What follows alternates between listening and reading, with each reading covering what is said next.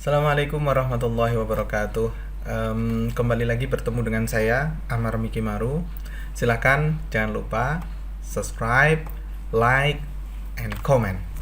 Ya, kali ini seperti biasa 1 bulan sekali Pondok Pesantren Tahfidzul Quran Al Mu'anawiyah itu memberikan program sharing and motivation. Nah, dalam kesempatan sharing and motivation ini, saya memberi judul dengan judulnya adalah merubah mindset buruk. Kita mempunyai sebuah mindset itu ada yang baik, ada yang buruk. Nah, mari kita merubah mindset yang buruk itu menjadi mindset yang bagus. Untuk perkenalan, nama saya Ahmad Muammar Salahuddin. Saya praktisi teacher, digital marketer, motivator, dan juga writer. Oke.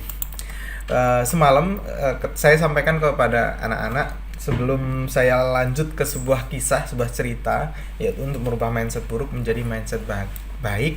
Saya memberi pertanyaan kepada anak-anak. Pertanyaannya adalah, apakah Pak Haji Slamet pernah ke luar negeri? Nah, di situ anak-anak bingung. Anak-anak ada yang satu anak namanya Ulfa itu dia bisa jawab sebenarnya, tapi ragu. Sudah. Apakah Pak Haji Slamet itu sudah pernah ke luar negeri? Sudah. Ada yang bingung gimana ya? Terus saya tanya ke mereka, "Kamu kenal Pak Haji Slamet?" Tertawa mereka, saya nggak kenal. Oke, nggak usah pedulikan siapa Pak Slamet itu, tapi pertanyaannya adalah apakah Pak Haji Slamet pernah ke luar negeri? Ada yang jawab, oh iya sudah. Oke, betul, saya bilang gitu. Alasannya apa? Nggak tahu mereka alasannya. Tiba-tiba ada kelisik-kelisik, kan sudah haji berarti sudah pernah ke luar negeri.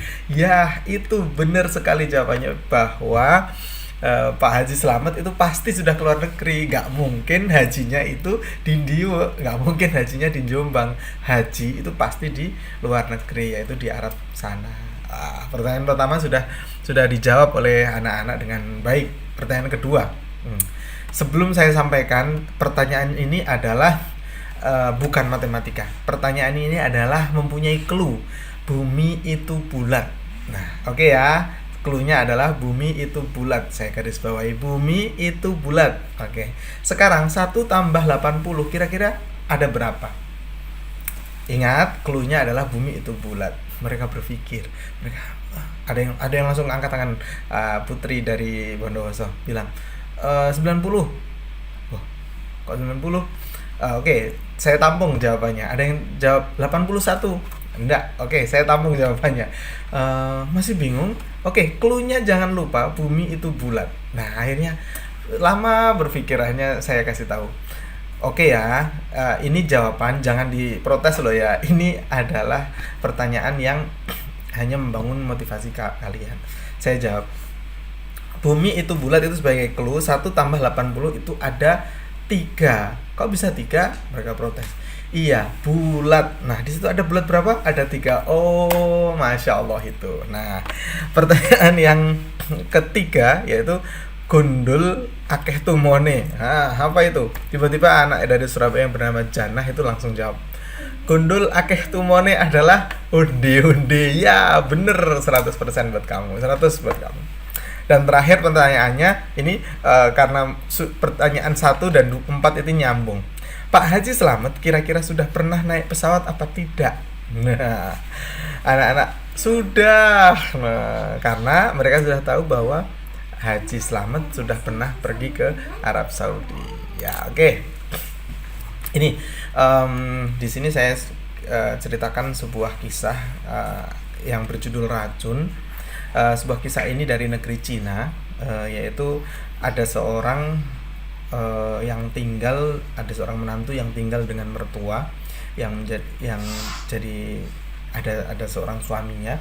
Dan ini cerita ini ada 3 peran. Ada menantu yaitu yang namanya Lili, ada mertua, ada yang suami, dan ada Pak toko obat atau Pak Wang. Nah, biasanya kita tahu lah menantu dan mertua itu kadang tidak sinkron.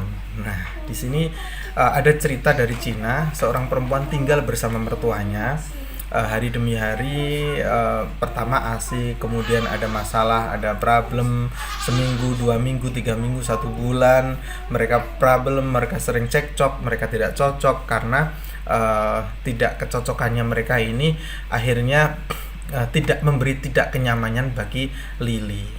Nah, sering berantem, sering adu mulut. Akhirnya Lily berinisiatif pergi ke toko, yaitu tokonya adalah toko racun. Di sana menjual racun.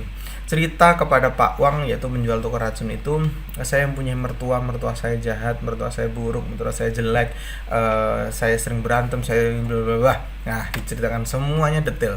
Akhirnya Pak Wang itu menjadi penjaga toko itu, berpesan kepada si Lily tersebut, oke, saya kasih racun ini, cuman pesan saya tolong diingat. Pesannya adalah, awas, ini adalah racun, hati-hati selama kamu memberi racun. Ketika kamu beli racun, jangan tunjukkan kamu tidak suka sama mertua kamu. Setiap pagi masakan racun ini campur dengan masakan yang lezat menurut kamu, masakan yang baik, masakan yang enak, masakan yang luar biasa. Setiap paginya suguhkan ke orang tua kamu. Jangan kamu memberikan wajah yang buruk kepada mertua kamu. Kalau kamu memberi wajah yang buruk, nanti kamu ketahuan kalau kamu meracuni dan orang mertua kamu meninggal, dan kamu akan dituntut di penjara. Kamu harus hati-hati. Dan dilaksanakanlah perintah Pak Wang, si penjual toko racun itu. Kemudian pulanglah dan melaksanakan strategi. Setiap pagi dimasakkan masakan yang luar biasa, yang lezat, dan dicampuri obat yang dari Pak Wang itu, disuguhkan, dibuat beri senyum, disapa, rumahnya dibersihkan, berbuat baik, pokoknya berubah sebelum ketika awal-awal menjadi menantu itu. Sehingga karena pelayanannya Lily kepada mertua itu baik, setiap pagi dimasakkan masakan yang lezat, setiap harinya memberi senyum, hormat, tunduk. Nah, di situ 1 minggu, 2 minggu, 1 bulan, 2 bulan, hingga 6 bulan, si ibunya yang dulunya, ibu mertua yang dulunya benci, sekarang berubah menjadi nyaman sekali. Sampai cerita ke tetangganya, hei, saya punya menantu namanya Lily, ini anaknya hebat, ini anaknya pinter masak, ini seperti anak saya sendiri. Akhirnya timbullah kenyamanan mereka berdua. Mereka akhirnya sambung, mereka akhirnya luar biasa menjadi kekeluargaannya. Kemudian setelah itu terjadi 6 bulan, si Lily itu kembali ke toko obat itu dan cerita bahwa 1 minggu, 2 minggu, akhirnya kita nyaman sekali, saya nggak pengen ibu saya meninggal, sampai akhirnya berbalik. Jadi itu, tenang Lily, itu adalah bukan obat racun yang saya berikan. Yang saya berikan itu adalah obat penguat untuk mertua kamu. Jadi jangan panik, jangan khawatir, mertua kamu akan sehat. Lantas apa yang bisa kita ambil dari kisah ini? Ternyata kesimpulan dari cerita ini adalah Lily itu membuang racunnya dengan berbuat baik kepada ibunya. Jadi Lily itu berbuat baik, racun yang ada dalam mereka berdua itu hilang dengan seketika. Hilangnya dengan sedikit demi sedikit, akhirnya hilang. Itu kesimpulan pertama. Yang kesimpulan kedua, masih ingat hukum bumerang? Masih ingat alat dari Australia, bumerang itu ketika dihantam, dilempar, terus kembali lagi ke kita, tangkap lagi. Itu adalah kisah cerita ini. Kesimpulan yang ketiga adalah, ini sudah ada dalam Al-Quran, in ahsantum li anfusikum wa in asatum falaha. Ketika kamu berbuat baik kepada orang, akan berdampak baik pula kepada dirimu. Nah, Lily itu berbuat baik, setiap pagi memberi masakan, senyum, hormat. Akhirnya respon baik diberikan oleh mertuanya. Otomatis ketika dimasakan enak, akan memberi dampak yang bagus pula. Nah, itu in ahsantum li anfusikum wa in asatum falaha. Oke, itu cerita yang pertama. Cerita yang kedua, ini saya memberi intermezzo kepada anak-anak. Saya kasih 4 pertanyaan. Kamu lebih suka mengisi waktu kosong dengan apa? Ada yang bilang membaca, ada yang bilang tidur, ada yang lain sebagainya. Terus program apa yang ada di sini yang paling kamu tunggu? Ada yang baca novel, ada yang outdoor. Nah, ini ternyata program paling spesial yang mereka tunggu, yaitu outdoor class, atau jalan-jalan keluar. Itu ternyata program yang paling mereka sukai. Atau libur setoran lah, mereka itu senang sekali.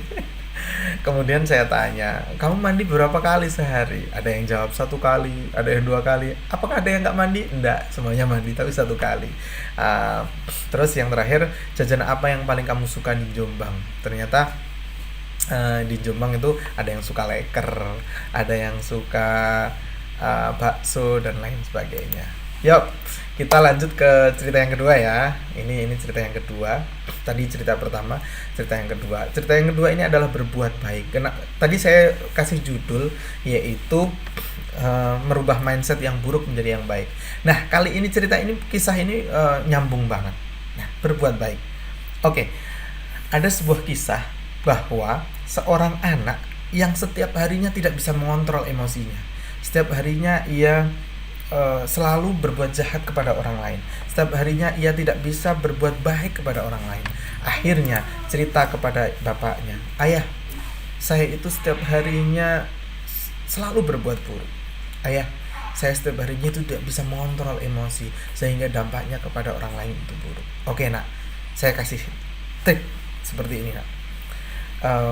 Akhirnya di depan rumah itu dikasih balok kayu, kemudian dikasih paku. Sang anak itu dikasih paku dan palu. Nah, ketika kamu melakukan sesuatu yang buruk, silahkan paku ke balok ini. Pokoknya ketika kamu emosi, ketika kamu berbuat buruk, paku di sini. Akhirnya kemudian dilaksanakanlah perintah ayahnya itu. Dilakukan anak tersebut sehari ada 35 paku. Hari demi hari dilakukan. Kemudian cerita lagi kepada bapaknya, "Bapak, saya sudah melakukan itu. Saya sudah melakukan keburukan saya sudah saya paku. Lantas gimana?" Oke, sekarang coba ketika kamu melakukan kebaikan satu, cabutlah paku itu. Nah, dilakukanlah dalam sehari mungkin 40 paku, akhirnya berbuat baik 20, akhirnya jadi 20. Seret begitu terus, akhirnya hingga dirinya mampu mengontrol emosinya, dia mampu merubah mindsetnya menjadi baik. Akhirnya dilalah balok yang biasanya terdiri banyak paku itu sekarang kosong. Akhirnya sekarang kosong, berarti bisa dipikir bahwa ketika kayu itu banyak pakunya, otomatis banyak salahnya. Ketika kayu itu tidak ada pakunya, berarti otomatis sekarang anak ini berubah menjadi baik. Itu logisnya ya. Oke. Kemudian anaknya didudukkan dan diceritakan, "Nak, kamu lihat paku yang kamu tancapkan di balok itu, kemudian kamu tak ambil, di situ ada apanya di balok itu? Ada sisanya ayah. Sisa apa? Sisa tancapan kayu itu. Nah, begitu juga nak, begitu juga kamu ketika berbuat salah kepada orang, meskipun kamu sudah minta maaf, tapi dalam hati mereka itu ada sisa. Maka janganlah berbuat buruk, janganlah berbuat tidak baik, berbuatlah baik pada diri kita dan orang lain, maka kita tidak akan menancapkan atau menyisakan lubang di balok-balok kayu tersebut. Akhirnya hidup kita indah." Itu adalah kesimpulannya. Nah, itu yang saya sampaikan kepada anak-anak ketika sharing and motivation di Pondok Pesantren Tahfidzul Quran Al-Mu'anawiyah. Teman-teman bisa like, share, and comment kepada semuanya saja yang mau ikut gabung. Kami juga menerima pendaftaran di Pondok Pesantren Tahfidzul Quran Al-Mu'anawiyah. Ada kelas SMP Quran Al-Mu'anawiyah, ada kelas MA, ada kelas tahfidz. teman-teman bisa pilih, bisa klik di almuanawiyah.com dan pilih putra atau teman jenengan di SMP, MA, atau hanya khusus untuk program tahfidz. Demikian apa yang saya share pada kesempatan hari ini. Dalam selesai. Assalamualaikum warahmatullahi wabarakatuh.